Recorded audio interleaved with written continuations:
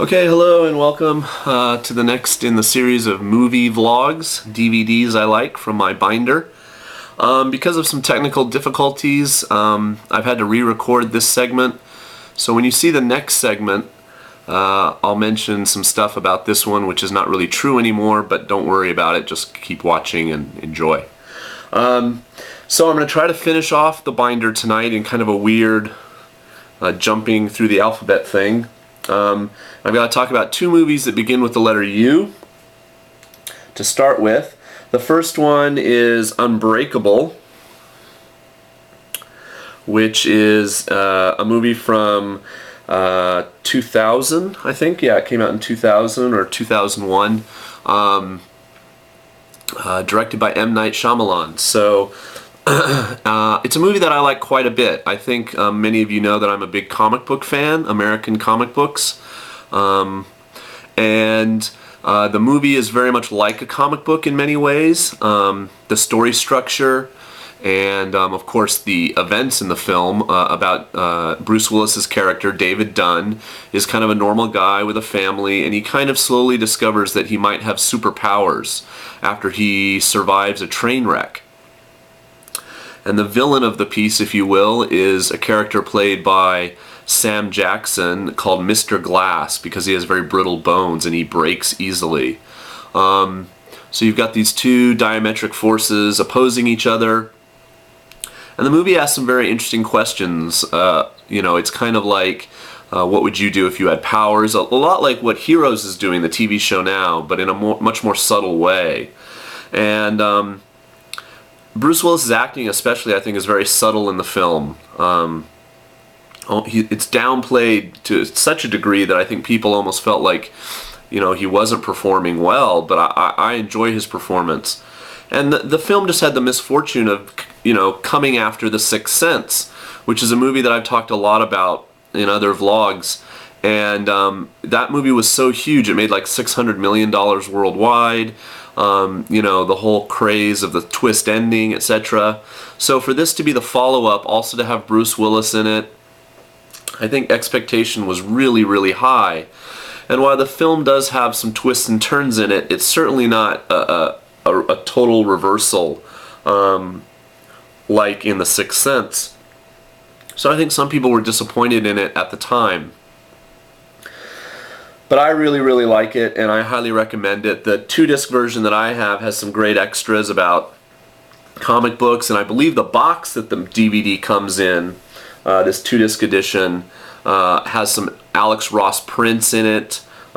He's a famous comic book artist. All my boxes are back in San Diego in storage. I didn't bring them with me to Japan, just the binder. So check it out if you've never seen him. You know, M. Night Shyamalan is really kind of batting 500 with me. His first 3 films, Sixth Sense, Unbreakable, and Signs, are all movies I really, really like. And his next 3 films, The Village, which was okay, and then you kind of go down a little bit more, Lady in Water. You know, to cast himself as the greatest writer of all time that's going to save humanity, I mean, come on. Not very good. And then, of course, you know, if you've watched the other vlogs, how much I loathe The Happening. So he's kind of made 3 good movies and 3 not so good movies. So I'm hoping he'll turn it around here, and his next movie will be pretty good. So see Unbreakable. The other film in the U's to finish off that section is Unforgiven. And I can show you the cover, of course. Again, this is a 2-disc edition that I have. A movie that came out in 1991 or 1992. It won the Academy Award for Best Picture that year. Clint Eastwood, who directed the film, won Best Director. Gene Hackman, who's in the film, won Best Actor. And it is truly an American masterpiece. It is easily in my top 20 films of all time, and I can't recommend it highly enough. It's a Western, which I know for some of you maybe that's not a favorite genre, but it really, what it does is, you know, there's nothing wrong with fun Westerns like Silverado, or, you know, a movie like Tombstone, which I just talked about in another vlog. But sometimes, you know, they make light of the gunplay, or they glorify, you know, the machismo of the characters. The Unforgiven, I shouldn't say the, really just strips away that veil of you know, machismo, for lack of a better word, and tries to show you sort of the moral implications of actually living in that time, perhaps, and having a gun and killing another human being. You know, being a man that's forced to shoot another man, and what that would mean, you know, not only to you, but to him, you know, who would be dead, and, you know, his family, you know, etc. The film is about William Money, played by Clint Eastwood. Amazing performance, although he lost Best Actor that year to Al Pacino. Hoo-ha! For Scent of a Woman. And he has to take up his gun again, and you know, he's not done that in a long time, not had to kill anyone. He's tried to be a farmer. It just doesn't work for him. And Gene Hackman is the bad guy. Morgan Freeman is Clint Eastwood's friend in the film. Amazing performance, always from a Morgan Freeman. And it's got an amazing screenplay by a man named David Webb Peoples, who might have also won an Academy Award. He helped write Blade Runner, another great film. And it is truly a modern classic. So please try to see Unforgiven if you can. Okay, I have a few minutes, so let's finish off the whole binder.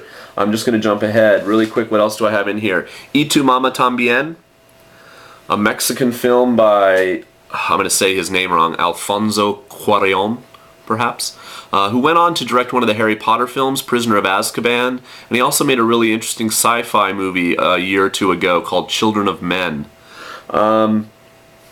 Anyway, Tu Mama is a road trip movie about two young boys who hook up with an older woman. It's funny, it's sad, it's well made, well acted. It's in Spanish with subtitles, but a great window into Mexican culture, and you know, something that I wouldn't have known about if I hadn't seen the film. Staying with a foreign film, I guess, I'll talk about a movie in the Y's, Yojimbo. You guys know how much I like Akira Kurosawa. This is from 1961, and it's a great, great, great samurai movie.